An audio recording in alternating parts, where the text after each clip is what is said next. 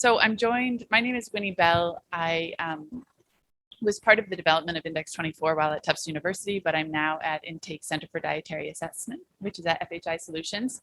And I'm joined today by my colleague, Tolu. My name is Tolu from Nigeria, and maybe I could say we're one of the biggest customers of INDDEX24. So we applied it in a survey, and later in the presentations, I'll explain what our survey was and some lessons we took from using, the software. Thank you. And I also have my colleague Marique over there who's sharing some background information about INDDEX24. So the plan for today is just to give a basic overview of the INDDEX24 platform and talk through several of the different components. If there's interest in seeing a demo video of how the app works, I'm happy to share that as part of this presentation. And then we're going to hear from Tolu about the experience in Nigeria using INDDEX24 and the national survey. And then just basically open up for discussion and questions. And this can be a pretty informal presentation. So if questions come up as we're talking, feel free to also jump in. So I wasn't sure how many folks were going to show up, but I was thinking if there are only 5 or 10 people, we could have a nice introductory session, but I don't think we have time for that right now. So I'll just informally ask, can I see a show of hands for people who have used a quantitative 24-hour dietary recall in some part of their work? Great. And can you keep your hand up if you collected those data with pen and paper? Okay. And if you use some kind of tablet or software to collect the data? Okay, great. And if you have no idea what a quantitative 24-hour dietary recall is, can you raise your hand, please? Awesome. Okay, great. So we have a range of people here. Most everybody seems to be familiar with 24-hour recalls, so that's great to know. And yeah, if anything is unclear or if there are questions, again, please feel free to do that. So just situating why these data are important from a food system perspective, they really fall at the far, according to this schematic, the far right-hand side of the food systems chain. And so, having more information about diets, I know there have been other sessions this week that have talked about the lack of dietary data, but obviously having more information on diets informs multiple actions across the food system. And that's where quantitative 24-hour dietary recalls are potentially very useful. So does anybody in the audience want to offer up ideas either from experience or from reading about how these types of data can be used to inform research or policies and programs? So quantitative data can be used to assess usual diet, which can give us information about the people that are vulnerable and how we can be able to improve their diet and their health outcomes. Any other thoughts? Yeah. So I'm from FAO Rome, and FAO, we assist countries to develop dietary guidelines. So the quantitative 24-hour recall information on what consumers eat is a major part of what goes into deciding the dietary problems the country has to address. Perfect. Great. Another great example of how these data can be used in a really applied way. Any other thoughts or insights about how 24-hour dietary data can be used? Hi, it is basically to measure the nutrients intake, and we against the adequacy of every individual country and individual. Excellent. So yeah. Just to add one more, we've used 24-hour dietary recall data as an input for dietary modeling in tools like Optifood. Excellent. So I think we have a pretty good range of ideas and suggestions. I'm not sure if there's anybody else who wants to input, but great examples ranging from thinking about usual intakes and population estimates of nutrient inadequacy to using the data to inform guidelines, food-based dietary guidelines, and policy action within countries. So I have here basically repeating some of the ideas that have already been suggested, but a more detailed, some more details on exactly how these data can be used, assessing food and nutrient intakes, prevalence of nutrient inadequacy or adequacy, adherence to guidance, providing baselines and assessing trends on these different inputs, and then, of course, developing consumer guidance and also informing policies and programs. So traditionally, collecting these data has occurred through pen and paper. For those of you who raised your hand with experience of using pen and paper to collect 24-hour recall data, you probably know just from experience how challenging it can be, right? There are multiple steps along the way. Once you collect the data with pen and paper, all of the food items that are recorded have to be matched with information in a food composition table. Sometimes that can be a challenging step. Even when you have food composition information, if you don't have food composition information, there's another challenge. And I've talked to multiple people who have actually collected 24-hour recall data with pen and paper and never gone so far all the way through processing the data because they just become pretty discouraged from the experience and end up just, doing a dietary diversity score or something like that, which is really unfortunate given how time consuming it is and how much potential there is in this type of data, right? So one of the things we're going to be talking a little bit about today in relation to Index 24 is the fact that historically there had been, let's say, limited investment in the research infrastructure.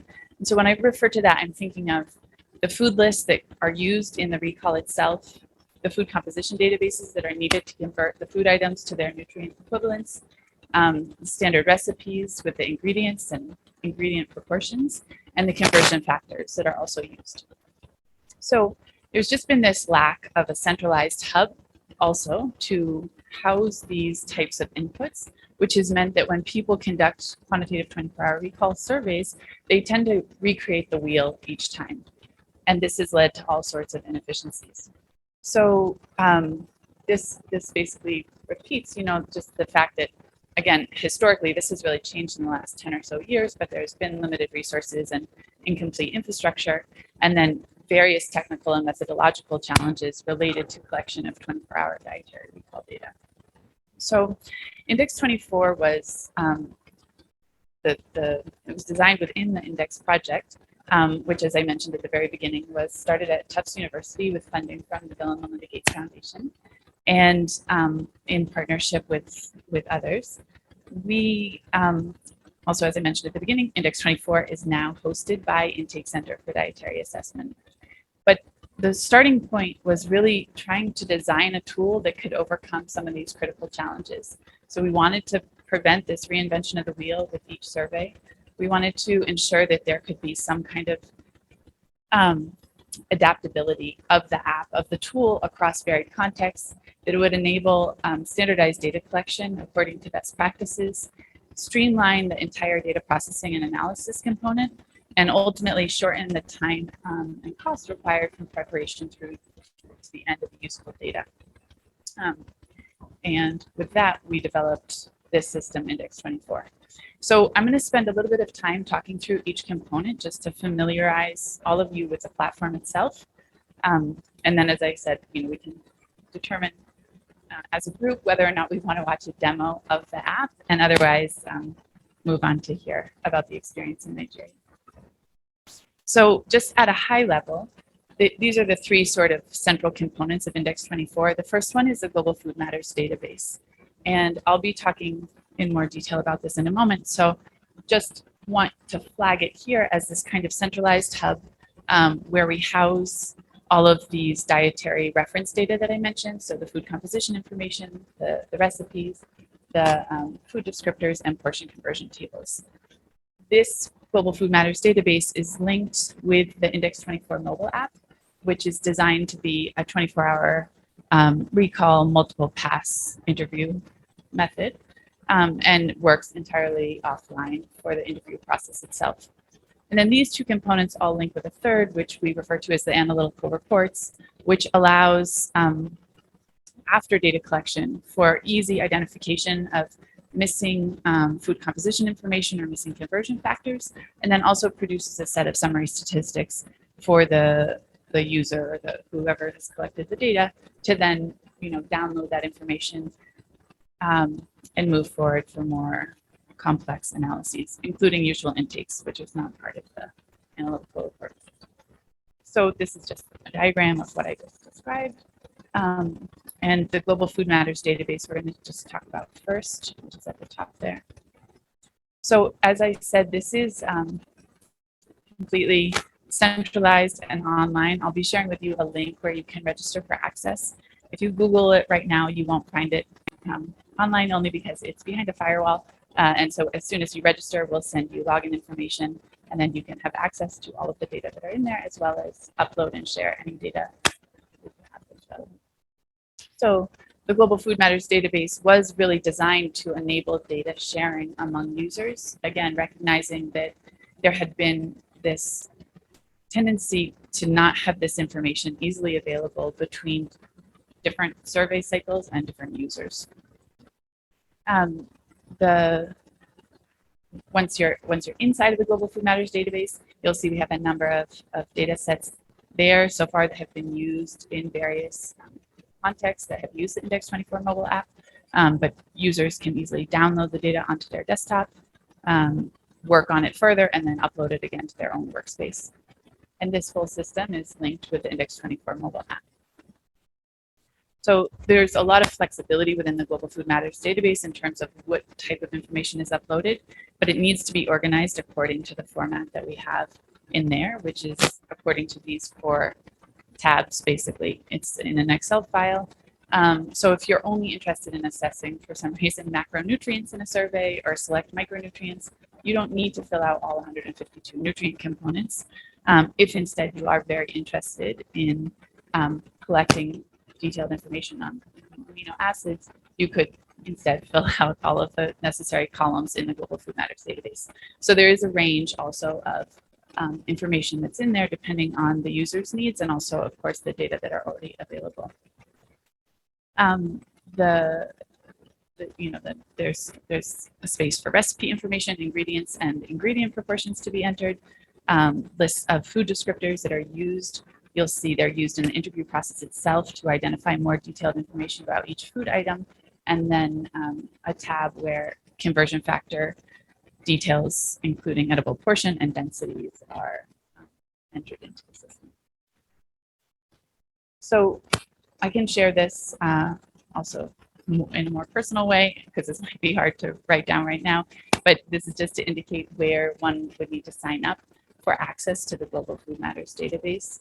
And again, once you sign up, you'll receive an email from my colleague Megan at Intake with directions on how to gain access to the Global Food Matters.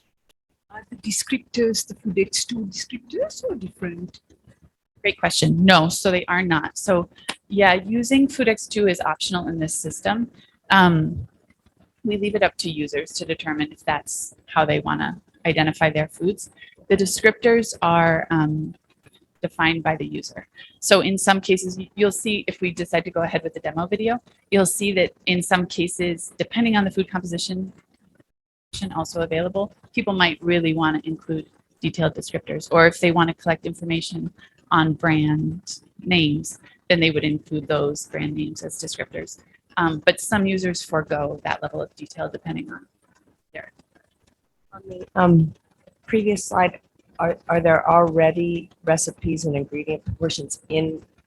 There are, yeah. So one thing though to clarify is that there's the Global Food Institution within each country, right? So I can speak, I work, that database is very, very well populated. There are hundreds, I think over 750 recipes at this point in there, each with ingredients. But there are other databases that might have less information or different levels of information on recipes. And again, we can hear about the experience in Nigeria of putting all these data together for the national survey. The information we have in there is there exactly because people have been importing their own information and contributing to what we see as a really important global public good. And so if you do have data, we can get there, but if you do have data, we would definitely encourage and appreciate, we'd love to talk with you, first of all. And second of all, we'd really appreciate the Global Food Matters database and then upload it. Absolutely. So great question. So I'm just going to speak briefly of the mobile app right now. This is just a screenshot That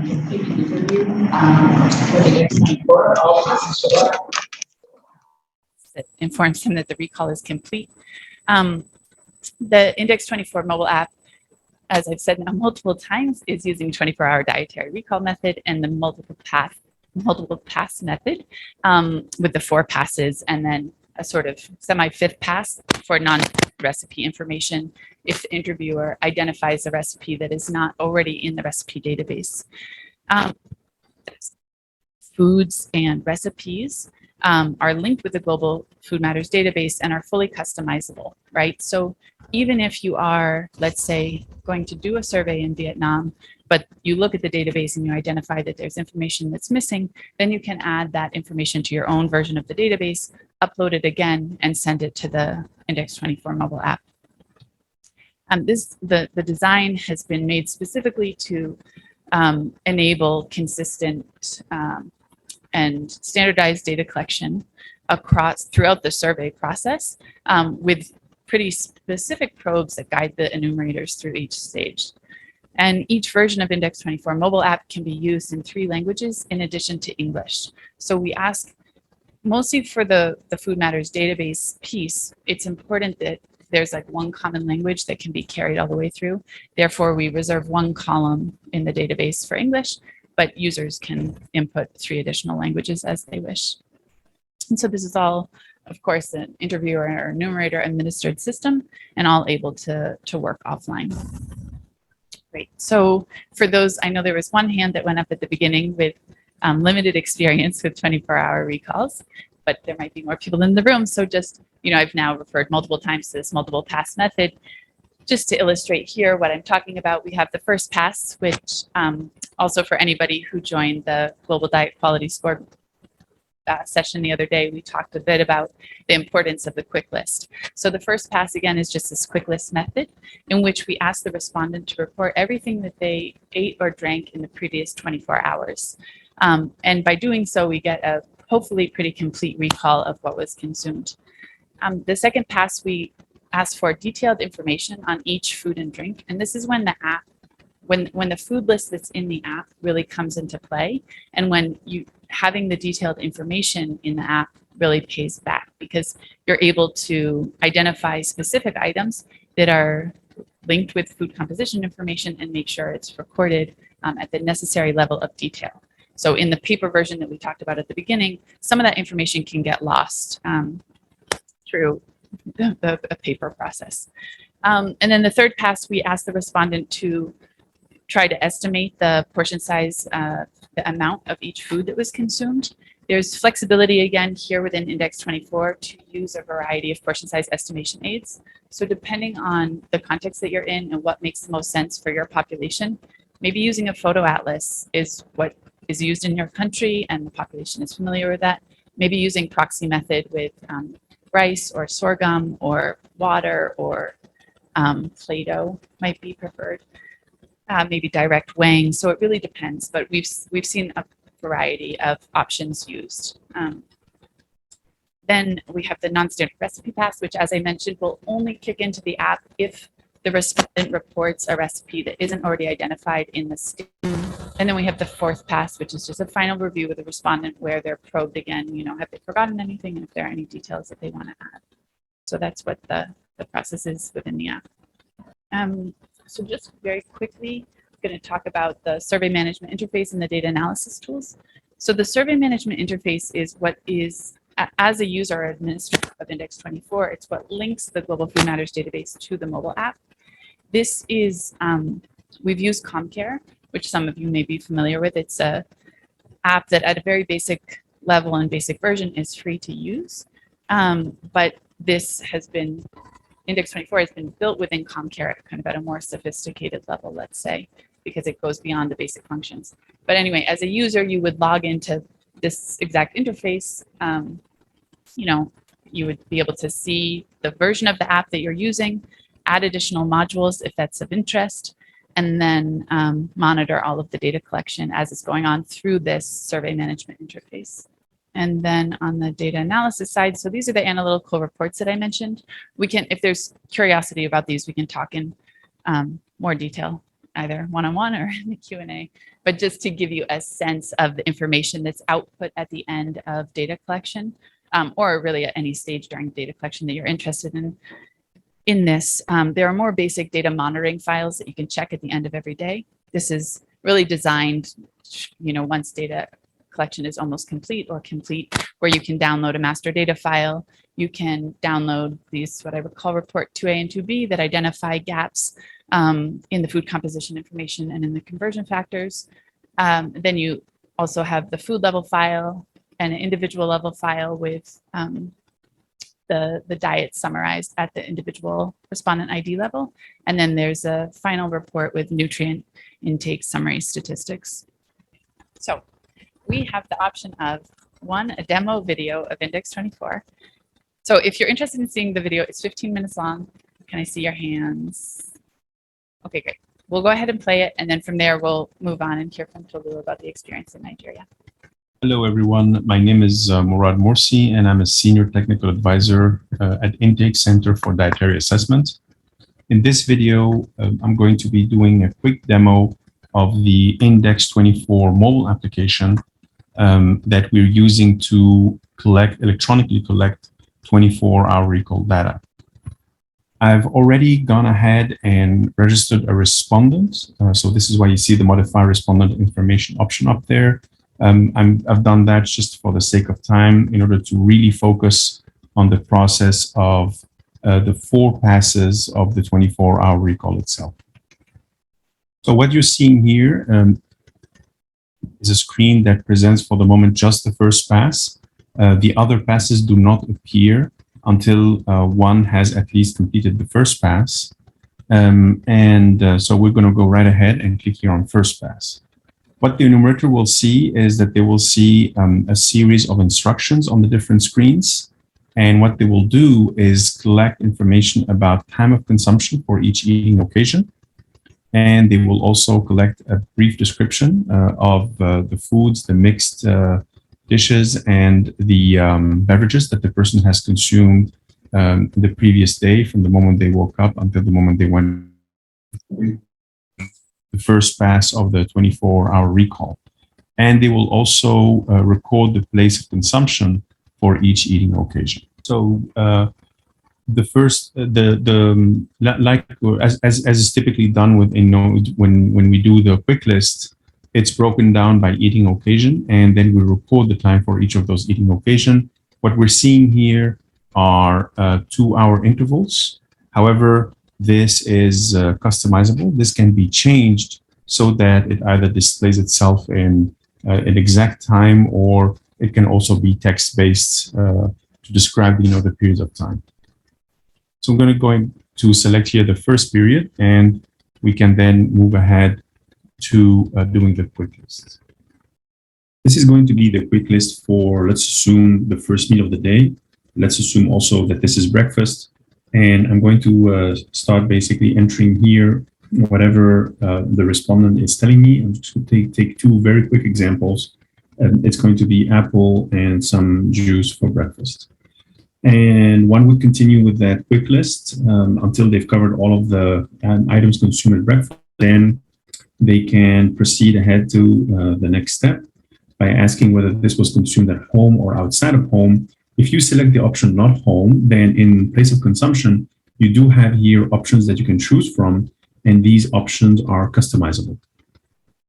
I'm going to go back and just select home here, and then we proceed to the next step. The next step, what it does is that you have 3 options down here.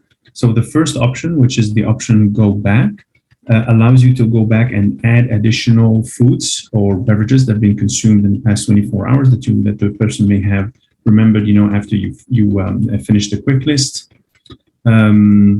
Here, this is the option for adding other eating occasions and other items to the quick list. And if you click on this option here, I'm finished with the quick list, it basically means that you're done with the first pass and you're ready to move to the second pass of the 24-hour recall. So what I'm going to do here is just click on add items to the quick list, and then it allows me here then to move to a next possible meal. So I'll select here one between 12 and 2 for lunch. And I'm going to write down here a standard recipe. Let's call it here jollof rice. Okay, there we go. So this is the quick list for, and then again, it's the same idea. Any other items that were consumed during lunch will get reported here. And then we proceed to the next eating occasion the same way until we're finished with the first pass. For the sake of time, I'm going to stop the first pass here. So I'm going to click here and select that this was also consumed at home. And then I'm going to click I'm finished with the quick list. When we're finished with the first pass, you see here on this screen, the second pass has appeared. So we're going to go and right and click on it just to see what happens. You'll see here the list of food items that have appeared with their eating occasions. And these boxes here are there to indicate you that the process is not complete. You have 4 boxes here that indicate each of the 4 passes, and it's showing you that which our passes were complete and incomplete for each of the food items. I'm going to go in here, go to Apple, and so we have here again, like we saw before, the instructions for the second pass. So we proceed ahead, and so once one starts typing here. And I'm going to start to type Apple. You can see here that there are foods appearing in the drop-down menu here, or this menu.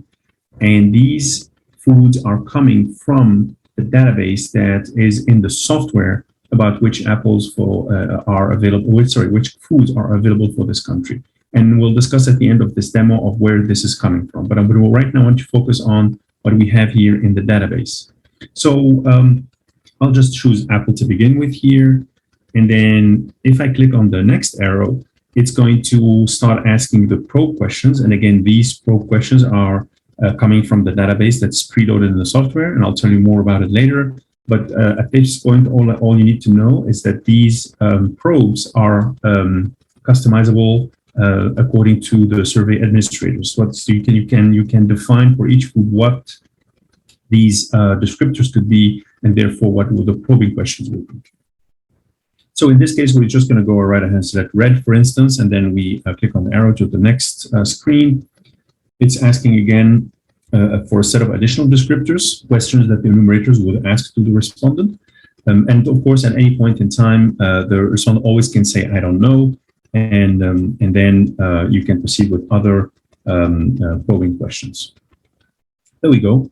So this is the description of the food item in the database, and then the question about where this item was procured from. So let's say here from the market, and then the person can always enter any comments, specific comments about that specific food for any reason if they feel like they need to do so. That's it. Now save and submit. And so when we go back to that screen, it shows here, there we go, that the second recall has been completed for this food item. So then we can go to juice and we'll proceed in the same way. If for any reason the item is not available in the database, you can always check this box if the item is not in the food list, and the application will allow you to enter the food item manually, and type in the name of the food, and we'll also follow up with some predefined questions that are also under the control of the survey administrators, to try as much as possible to get the most complete information about a food item. In this case, I'll start typing in juice, see what we have available in the database here. So this is where you have all of these different juices. So let's say in this case, as we ask, so we can either leave it as juice. You can choose juice from here, or if you already have more information, you can choose, for instance, canned mango juice. But in this case, let's go again with the probing question. It's going to select juice. It's going to appear here what kind of juice it is. I'll just select mango. Was it fresh or canned? So I select canned. Let's say it was with added sugar. So the respondent may not know about that. In this case, absolutely fine to say I don't know.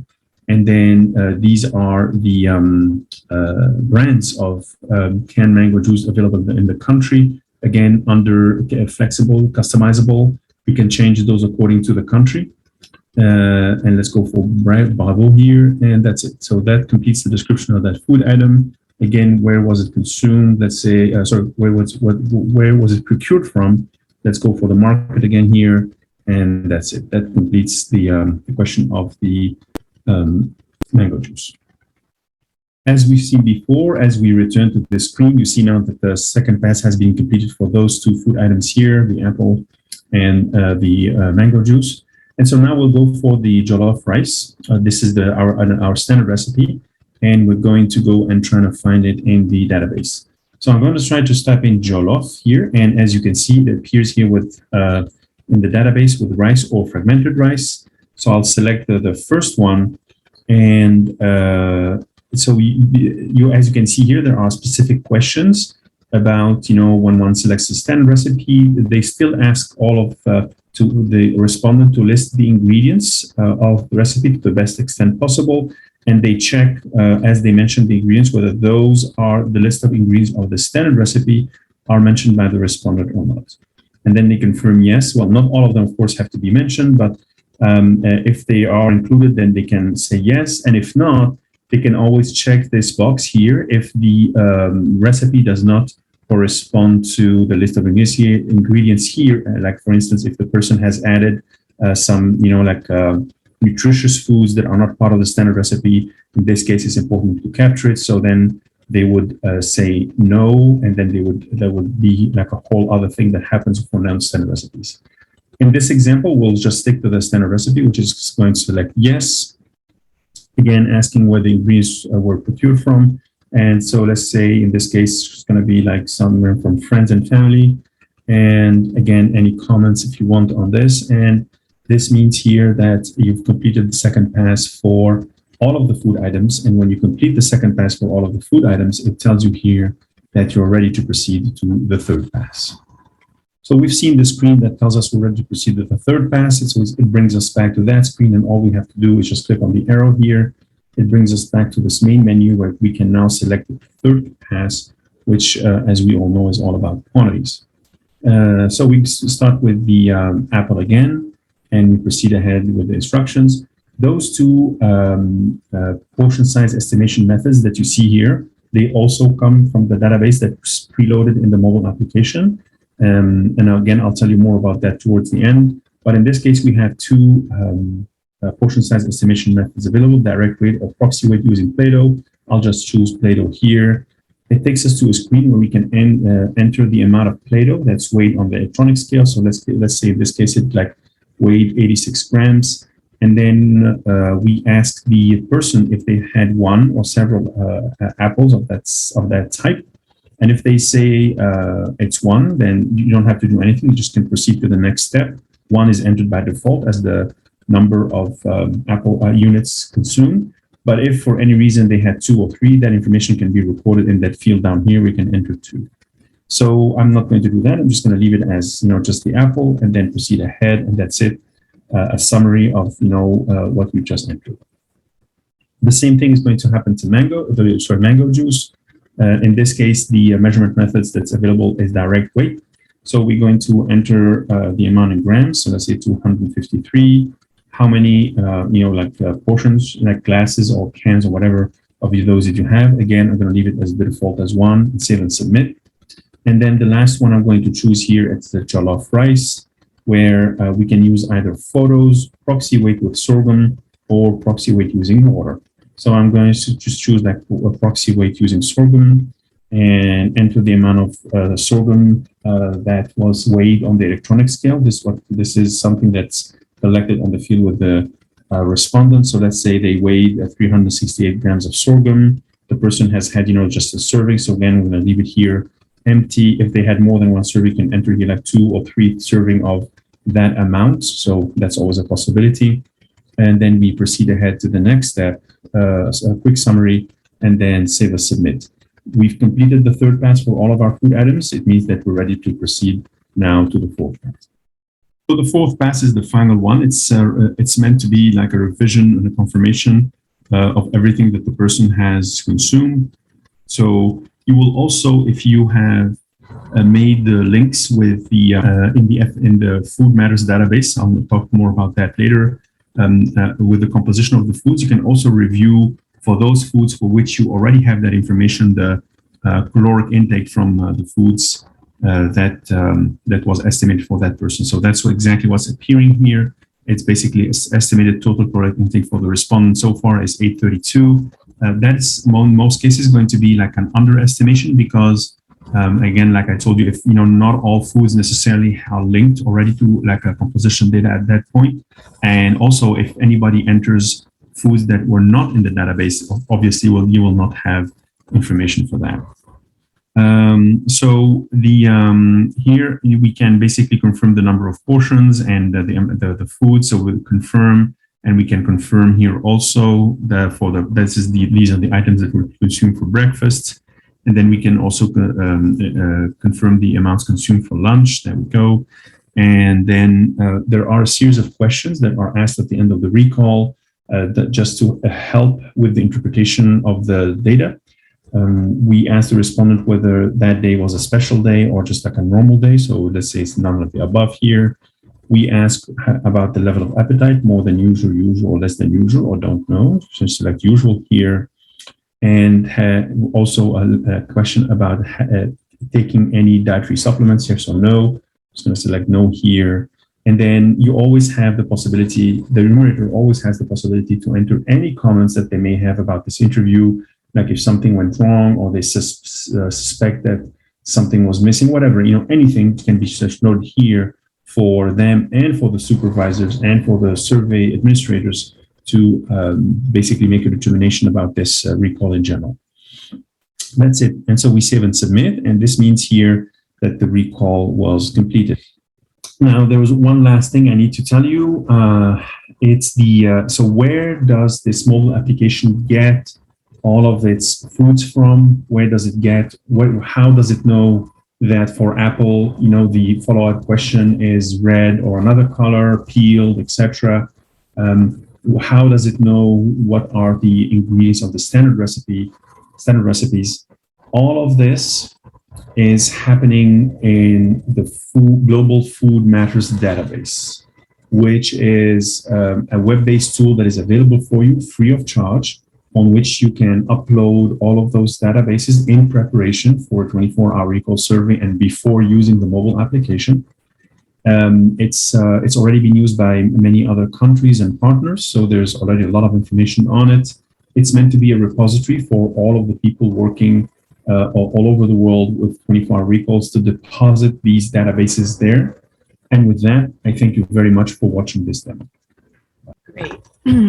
Thank you all for your attention. So that I should have introduced him at the beginning. That's our colleague Morad Morsi, who just walked us through. And that was an example of the database from Burkina Faso that was used both for the validation, one of the validation studies in INDDEX24, and also has been used since then for several other studies in Burkina Faso. Hand the mic to my colleague Tolu.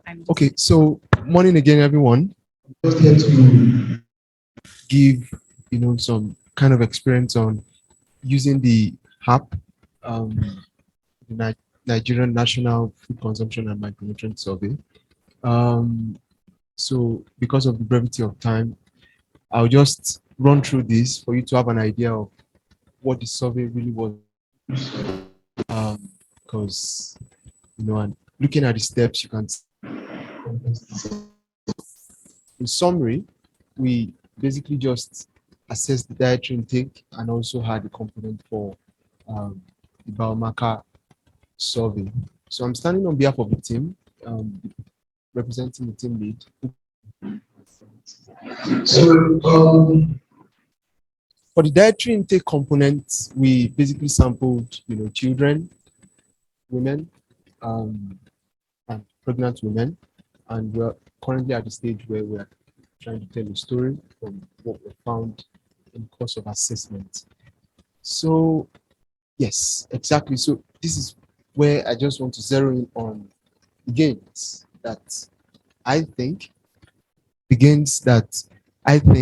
were most beneficial to us using the INDDEX24. And the first one is the fact that we could compile, number of foods and ingredients and also recipes from all over the country.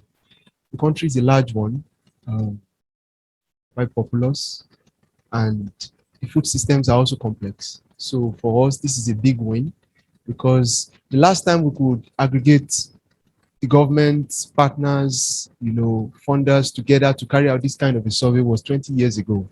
That's quite a lot of time, in the space of when you're talking about diets. So for us, using this kind of a tool really gives us the advantage to kind of go around the country, understand what people eat, and then bring it together in one single database. And that database not only has, the list of the foods, but also has the accompanying information of FCT, portion size estimation, descriptors and the likes. There's also the advantage of, also having it in different languages. So that was a very big win for us.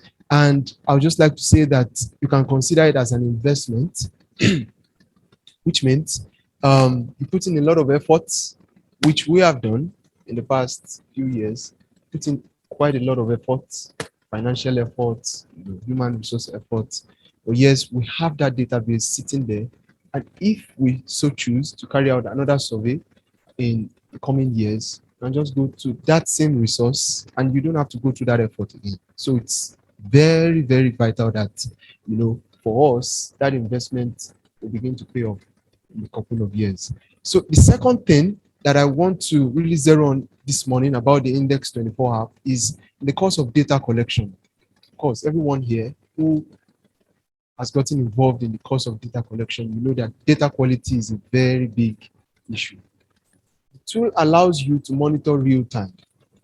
While Murad was, giving the demo, you could have seen on the final screen that there's a supervisor sheet. So you can have one line of monitoring, while on the field.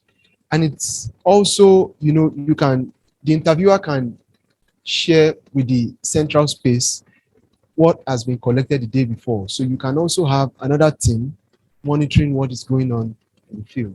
And for us particularly, that was very useful. So much so that we had a log of comments that just kept going every day of the survey, that even after the survey, we could go back to them and kind of, just review what had been done. We were doing it real time and we could also do it after. Now, that last line talking about monitoring features is that each pass also allows the interviewer to place a comment. Because dietary intake can spiral in different ways, and you could have a respondent telling you something that maybe the interviewer is finding really challenging to believe. You just drop a comment and you just move on. So I think a practical example was a particular interviewer who was so confused with the interview when the respondent mentioned using about 25 billion cubes, in a soup, a pot of soup. And it so happened that that was an habitual practice in that context. So the comment section, just saved the day, because as in a survey, when you have the interview on the field sending you some kind of results that are strange, you're wondering, okay, so can this be true? The comment section really just saves the day and then you move on. The last part of it is that all of these details is stored somewhere. And so you don't have to go through the process, of aggregating paper or whatever form. It's just some few clicks away. So the dietary inputs, the FCT information, the global food methods database, everything. And then you also have your survey information, the summary statistics, everything is just, kind of, as we normally say, domiciled in the cloud. So you just log in, and of course, there are a lot of security checks. Log in, you have access to it, and that's how we've been able to go forward with the survey. So far, we're at the stage where we're reporting, trying to tell a story for each of the components. I feel terrible because I know I took a lot of time at the first part and I see there's a lot of interesting questions, but unfortunately we have a hard stop. There's a short break and then there's a plenary and we have to keep everything moving. So I do need to interrupt here. Exactly. So what a couple of things. One, Tolu and I and Marike were all here for the week. And so we have the app on our tablets. If you want to demo it, if you want to test it out, if you have more questions that we didn't get to answer, please come and find us. Would love to chat. The other thing is contact us. Contact information is here, linked to our website. And the final thing is we've started a community of practice for dietary assessment. along with the Food and Agriculture Organization and Tufts University. If you're interested in joining, we have a sign-up sheet up here, informal sign-up sheet. We would love your name and your email address, and then we'll follow up and register you in this community of practice. So we look forward to hearing from you.